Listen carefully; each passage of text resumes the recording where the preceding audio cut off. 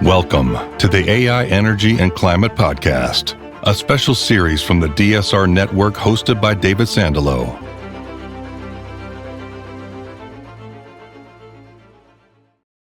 I recently saw an article with the headline "From Billions to Trillions, Data Centers' New Scale of Investment." That sums up the fever pitch of activity around the development of data centers in the US today, which is mainly, though not exclusively, driven by AI. One of the most pressing concerns for data center developers is finding enough electric power. Another concern for many of them is finding enough clean electric power. For most data center developers, the first priority is finding available power as soon as possible, but many developers also have a very strong preference for low carbon power. In some ways, the data center boom in the US today threatens to slow down the transition to clean power. It's keeping some coal plants online longer, for example. But in other ways, the data center boom could help accelerate that transition. Google and Microsoft, for example, have shown a willingness to pay extra for technologies such as geothermal power and small modular reactors. So I thought it'd be interesting to talk with one of the nation's most successful cleantech entrepreneurs about data centers. Bill Brown has a long history on Wall Street. He worked at Morgan Stanley and Goldman Sachs, among other places. He also founded two very successful cleantech companies, Net Power and 8 Rivers Capital. And today he's focused on data centers. I hope you enjoy our conversation. Bill Brown, welcome to the AI Energy and Climate Podcast. You've founded two cleantech unicorns, private companies valued at more than $1 billion. It's quite a track record. And now you're focused on data centers. Why?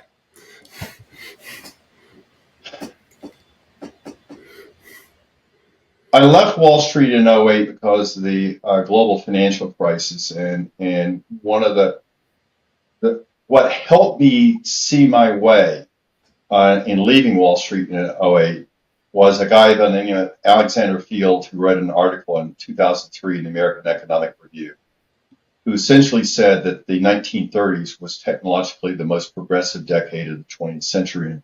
And what Fields was implicitly saying is that out of the 30s, out of the economic forest fires of the 30s, came all these green shoots.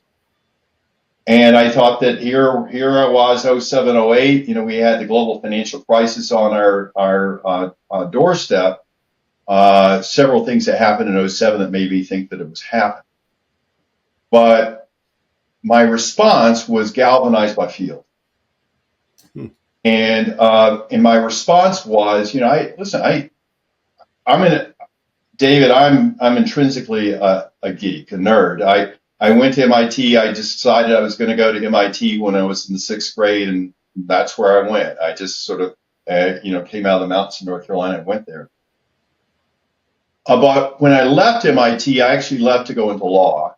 And the reason I went into law is because, while I could, any equation was easy for me, 3 words in a period was a real challenge. And so I idiotically went to law school to learn how to write because I couldn't do it. I ended up in New York City, practiced law, became a partner in one of the big law firms here, obviously. Also then went to Wall Street. But I had left my technology world behind and never had returned to it. I'd gone to law school, worked on Wall Street, although I did a bunch of quant stuff on Wall Street. And so when '08 came along, it was my chance to return to tech. And Alexander Field was my inspiration. And that out of the forest fire of what was inevitably going to happen in '08 and on, we can invent things. And so we created Net Power, we created 8 Rivers.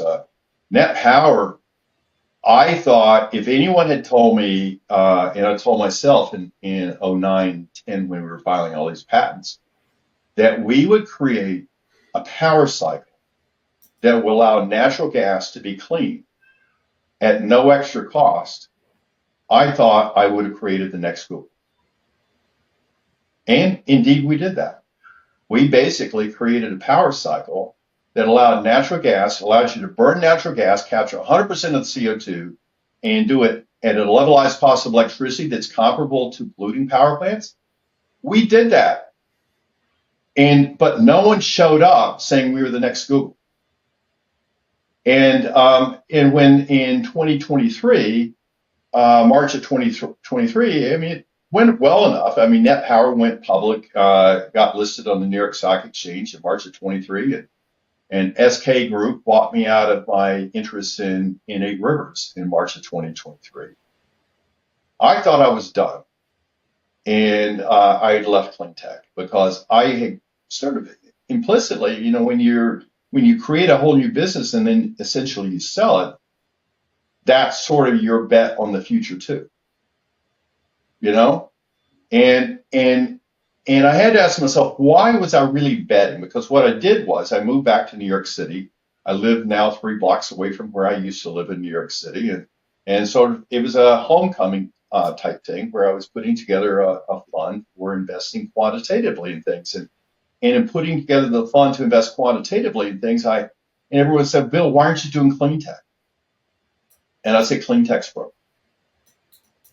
And I thought that clean tech was broken for 2 big reasons. If you look at, I mean, think about it. And, you know, in the world of the Fortune 50 companies, the 50 largest companies on earth, almost half of them are telecommunications, media, and technology. I mean, they're big companies, but there's not a clean tech company anywhere to be seen. And what happened?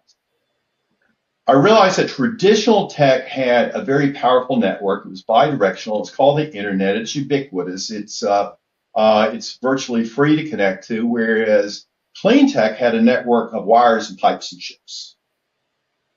These networks weren't connected. These networks were one direction. They were expensive. So the networks were very, very different. In addition, the business models were different. And traditional tech took a value-added product called data, added more value to it, and created an even more valuable product called other data or other products or whatever it was. It added value to it. It was accretive. Whereas traditional tech took a commodity, destroyed part of the commodity. The part that it didn't destroy is called efficiency. And it made another commodity. And implicitly, it was a race to the bottom. It was, unless you had the cheapest input, the cheapest widget, the cheapest output, you failed. This is why clean tech never, ever got into the traditional tech world, because it never, ever produced a value product. It produced a commodity product. The commodity product being electrons or molecules, basically, of energy? That's right. So it produced, you know, electrons, or it produced hydrogen, or it produced ammonia, or whatever. And even, you know, if you go into traditional energy, think about it. It's this diversified platform. I'm ExxonMobil. I got this diversified upstream business. I can choose whatever streams my up. I could process it using whatever process I have in my midstream, and I could produce whatever I wanted to downstream. But in the clean tech world, we focus on simply the widget. Mm-hmm. Never focused on the platform. We've never had a clean tech platform. We've had widgets, but not platforms. So how did data centers change that? That's very interesting.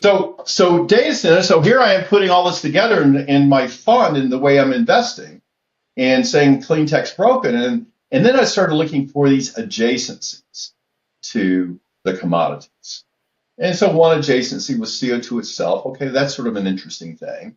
Another adjacency is sustainable building materials. Well, that's an interesting adjacency. And another adjacency is sustainable fuels. That's okay, that's interesting. These are products, as you said earlier, that some people were paying a green premium for things.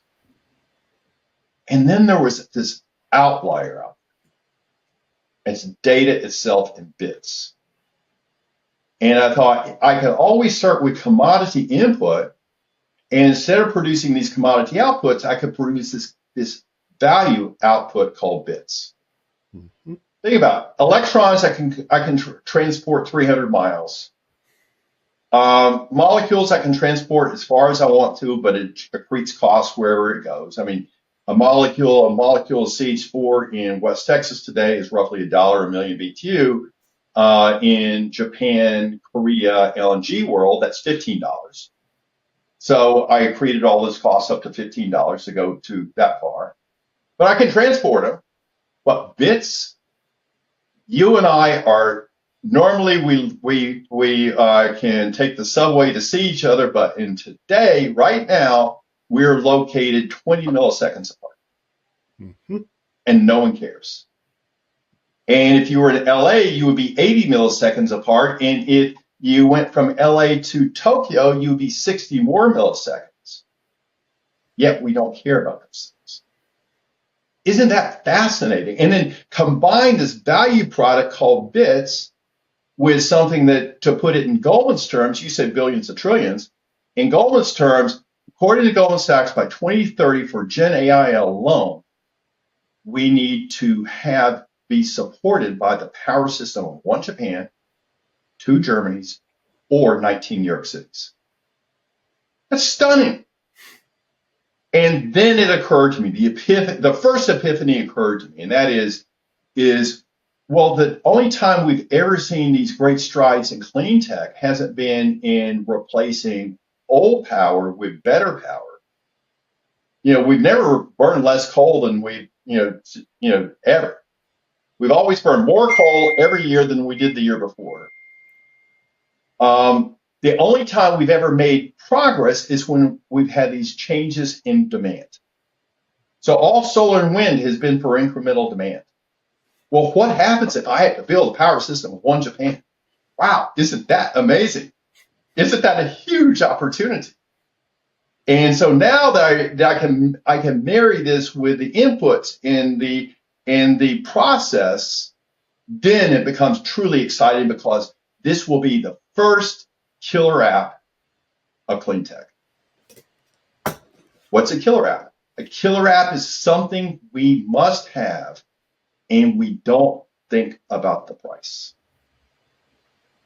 Tremendous. So I had two things. So first, I've heard the label watt-bit spread for one of the points you're making, and I think Brian Janis may have originally coined this, but the idea is that the watt is cheap and the bit is incredibly valuable, and so there's a spread there, and a lot of money to be made off. It sounds like a similar idea to the one that you're articulating here, Bill.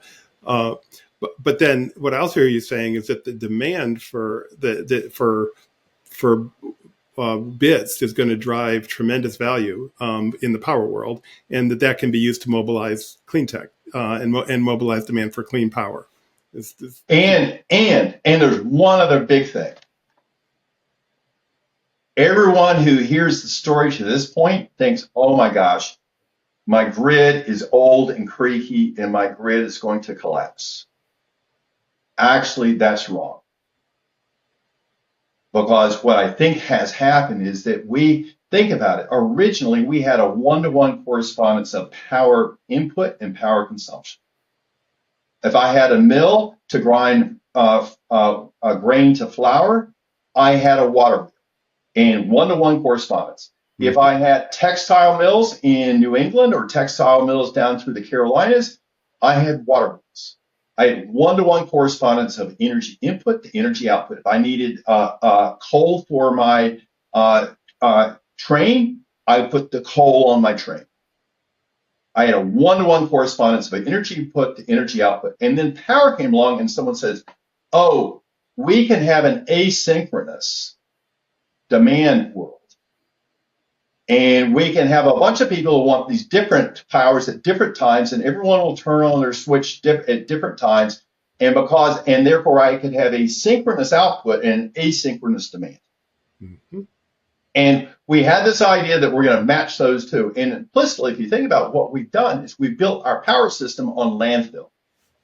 There's some landfill is food waste, some of it is wood, logs, some of it's cans. It's just all this disparate stuff.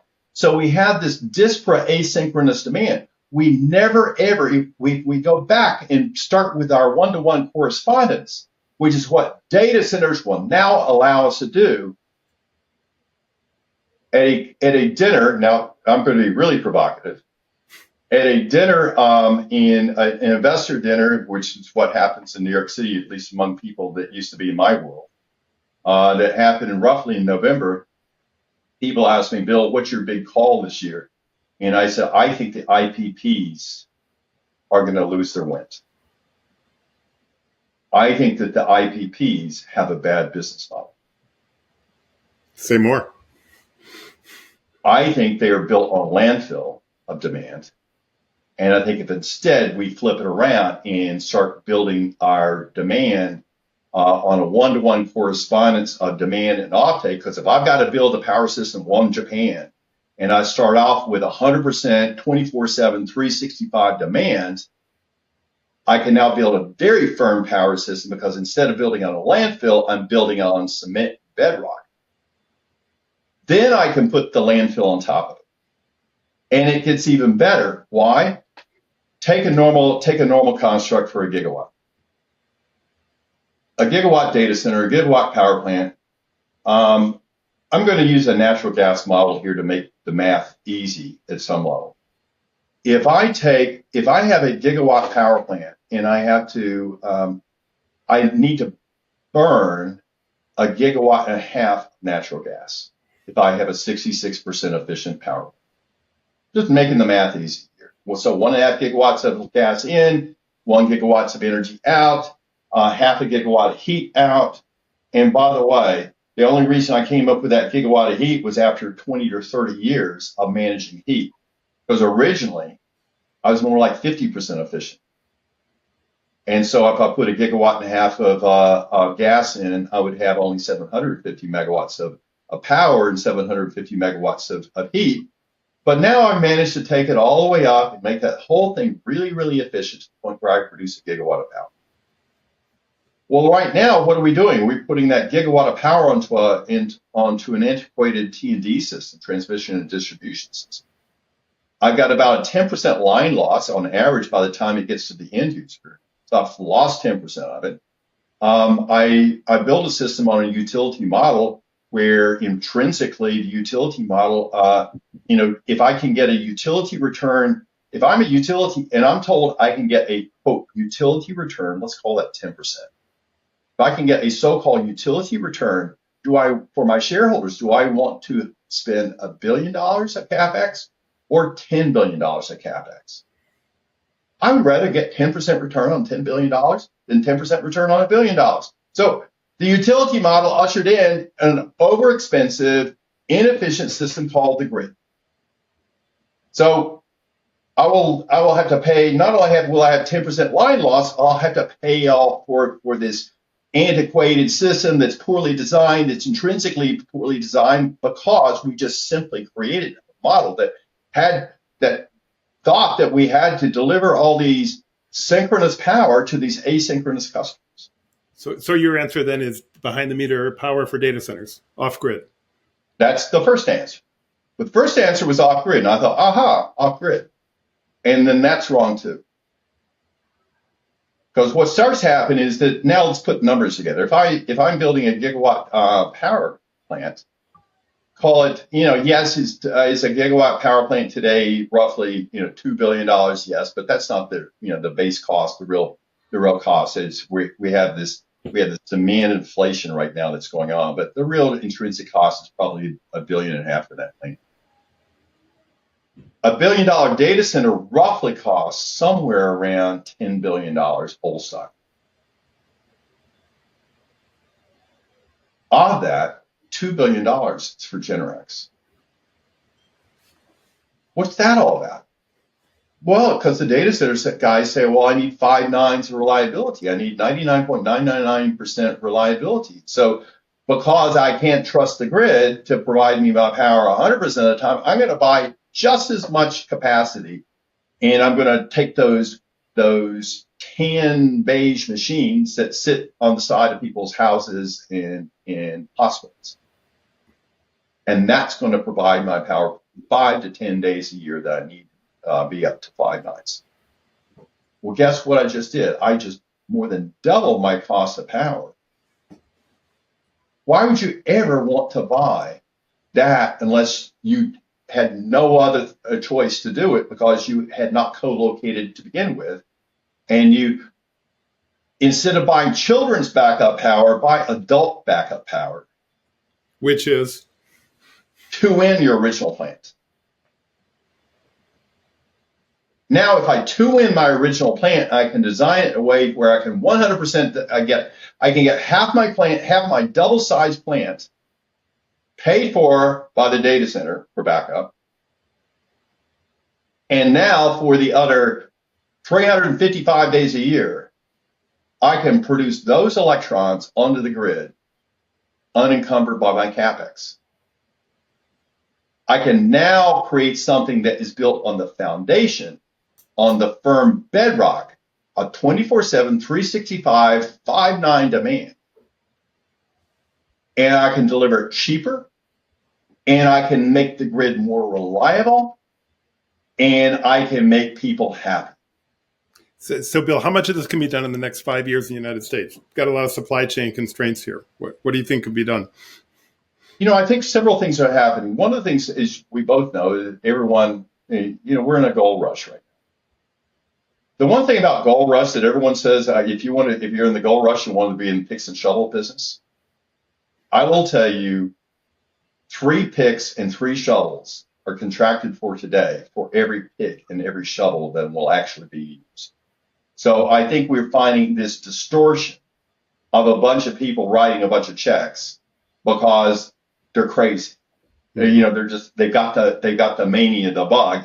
But I will tell you, more picks and shovels were bought during the gold rush and never used. So I think we've really got to understand that we're in a phase where we're going to see the executors separating out from the wannabes. I think you got more supply than you realize. Very interesting. Now, look, I know you're a lawyer too, and there's some complicated regulatory issues around what you're saying. We could go down some rabbit holes there, but just there's a FERC proceeding right now on co-locating data center power supplies. It sounds like what you're talking about are grid-connected data centers with backup power on site. I think a regulator would probably see that as a cost to the grid, and there's a lot of complicated questions about who exactly pays for those. I will tell you the one thing I will say, would I want to be in PGM? Absolutely not. I think it's an improperly designed ISO. And so I would not be there at all. I'm a commodity guy. I like spot markets. I like day ahead markets. I think I can build for those markets. Why? Because remember, electrons can go 300 miles max. Molecules can go forever, and bits can go forever at no more cost. So I can put, I happen to be able to put, I don't need FERC. I don't have to be in FERC. If FERC makes my life difficult, I can be somewhere else. Texas. Because I can ship my bits from anywhere in the world. Anywhere in the world. So FERC can just lose the business. Or FERC can, so at some point we have to realize we are in a world where the economic power is with the data center people, not the regulators. And as soon as they start realizing that they have no power, the equation starts to change. Lot to cover here. I've seen you say that power plant design principles need to be applied to data centers, just to move to a somewhat different topic. And could you say what you mean by that? Loudoun County, Virginia has more data centers than anywhere else on Earth. Why is that? AOL. Was AOL a data center company? No. AOL was a dial-up modem company. And Loudoun County happened to be where AOL was, and it was originally, it goes back to the ISP days. The data centers are sitting in Loudoun County. They're not sitting in Maryland. They're sitting in Virginia. So some people had thought that, whoa, it's just because the government's there. No. If it were because the government were there, then you would have it evenly distributed throughout the district and into Maryland. You don't have that. So everyone who likes to talk about why Loudoun County really hasn't thought really hard about it. And what's happened is, so now I got a data center in Loudoun County. I got the biggest data center in Loudoun County is roughly consumes 400 megawatts. Data centers in Loudoun County are real estate projects. They are not manufacturing facilities. They're not power plants. They're there. They've got a powered box. Oh, and here's a real estate thing, and let's put this here because we can either put a shopping mall here or a data center here, which earns me more money. Data centers. Why do you see JLL and all these other real estate firms in this space? Because it's historically been a real estate world. Mm-hmm. Do you ever see JLL or Cushman building an automobile facility? Do they ever build an assembly line for cars? No. Do they ever build a power plant? No. So they just don't have that expertise. And when they were in the business of selling real estate in a powered box and put HVAC on top, that's the heritage of what you see in Loudoun County. Now, fast forward to today. A normal server rack consumes around 15 to 20 kilowatts of power. B200 chips of NVIDIA will turn that rack into 128 kW. 8 to 10x the amount of power consumption per footprint. Now that 400 megawatt data center in Loudoun County is going to turn into 3.2 gigawatts? No way. There's no way that power market can ever sustain that. In fact, you would actually say, I think there's a possibility that Loudoun County, someone's going to end up turning the lights out in Loudoun County simply because they realize that the infrastructure can't support the future. And we'll see horse farms return to Loudoun County. And what we will see is we'll see data centers located in places where they are best suited to be located. And furthermore, they will be designed in ways more like an industrial facility, which is much more like a power plant that can use heat, because remember that gigawatt of power that took? And I throw that gigawatt of power into a data center, that produces 1 gigawatt of heat exactly. It doesn't turn into anything else. I'm sorry. That's thermodynamics. It's sort of heat, maybe a little bit of light, but that's it. So what do you see heat being used for? Well, right now it's coming out at 67 degrees C on directed. We're having to go direct to chip cooling. We're having to go liquid cooling right now. Yep. It's coming out 67 degrees C. There are 3 types of liquid cooling. There's direct to chip that gets about 60 to 70% of that heat out. To get the rest of the 30 to 40% of the heat out, we've either got to go to immersion, single phase immersion heating, or it's called 2-phase immersion heating. That's going to be more of a challenge for some people. Some people will do that. Some people won't. But in any event, the interesting thing about that heat, it so happens that heat's really good for 3 things. It's good for carbon capture, which is sort of cool. The fact that I can put a combined cycle power plant there and capture the CO2, or I can combine it. Again, on carbon capture, there's this whole spectrum of carbon capture. We tended to go originally the way all development happens. We required steam heat to do carbon capture, but now we're partnering with a bunch of people that are bringing the heat range down well below 100 degrees C, where we can do carbon concentration at certain levels below 100 C, and then carbon capture below 100 C. I can also do things with water treatment. I can do things with geothermal. I can make enhanced geothermal run much better. I'm a heat guy. That was my whole thing with net power. Yep. So I see heat. I love it. Fantastic. Bill, we could talk forever, and we're starting to get towards the end. I want one question before we close out. I want to go back to the market point you were making earlier. You were saying that there's a lot of phantom demand, I think, out there in the marketplace. And 30 years ago, at the dawn of the internet era, we went through a big hype cycle, the dot-com boom that ended up with a big bust. Do you think we're going to see a similar cycle today? With a big AI boom and then a bust at some point in the years ahead? I think you're going to see selective AI busts, but not an ecumenical AI bust. What I'm looking for is, I see some of the hyperscalers actually have business models that are built for that are more built for ecumenical data centers, and others are built more for themselves. Mm-hmm. And so I think you'll see some level of differentiating there between those who are trying to build for the future versus build for themselves. I think you will see I think one of the things we're doing is we're seeing, for instance, we're creating business models that allow us, while we would start out with natural gas, we're building to fusion. So we're allowing our data center, the natural gas part of the data center, to finance the FID for fusion plants. So I think that to the extent that we, in effect, you will have certain data centers that are basically enable the future, and there are other data centers that are built with dead ends. And I think the ones that are built for dead ends will naturally become uneconomic, and they will. So you will see it'll be sort of a country club model. Many country clubs, very few country clubs make it to their full success without a bankruptcy in the middle. Oh, as I said, I wish we could talk forever, but time to close it out. So I'm closing each episode of this podcast with two questions for our guests. One of them is, how are you using AI today? What do you do in your day-to-day life with AI tools?